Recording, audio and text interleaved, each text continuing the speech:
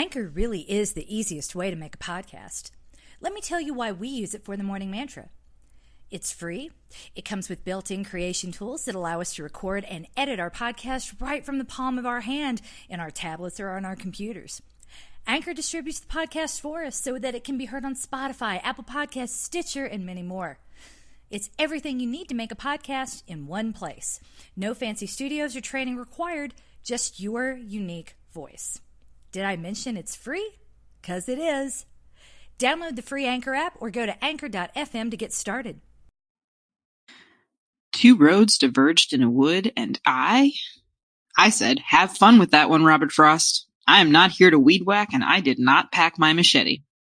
Hi, this is Coach Sarah, and this is the Morning Mantra.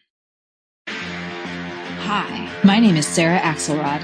I'm a run coach and a lover of poetry and a person who cares about your well-being. You don't have to be an athlete to be #coached and loved. And if you need an anchor to hold on to as you move through a tough situation, you've come to the right place.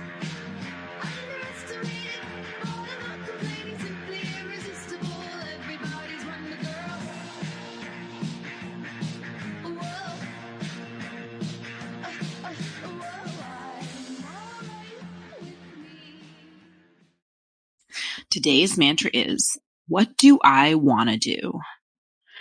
What do I want to do? Can you believe it's been almost a year since Coach MK released this iconic mantra? And I'm a living the wanna do is at the core of what we do and how we do it at the Fitness Protection Program. So often the questions our clients ask us about how to handle the challenging parts of their training come down to a surprisingly basic dilemma. And the real question is, what do you want to do? This was the mantra that made me start to notice every time I used the word should in a sentence. This was the mantra that made me connect some of the things I was striving for to a genuine want, and many of the things I was striving for to a pressing should. And I'm proud to say that 1 year later, I have deep-sixed a whole lot of shoulds. Some of them were clear, which is not to say they were easy. I had just started my temp job at the Harvard Language Center, and people there were asking me on a near constant basis whether I would apply for the permanent job, whether I would apply for this or that low-level academic position in Italian just to stay in the game, just in case the right, perfect thing comes along. Some of them even said, oh, well, you really should. Some of the shoulds were less clear. 1 miscarriage, and I wanted to try again. 2 miscarriages, and I did not.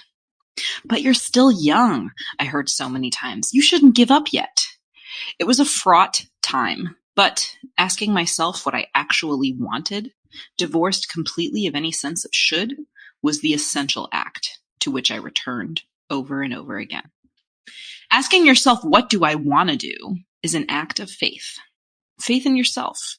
Faith that you know yourself well enough and you love yourself generously enough to trust that your gut is great.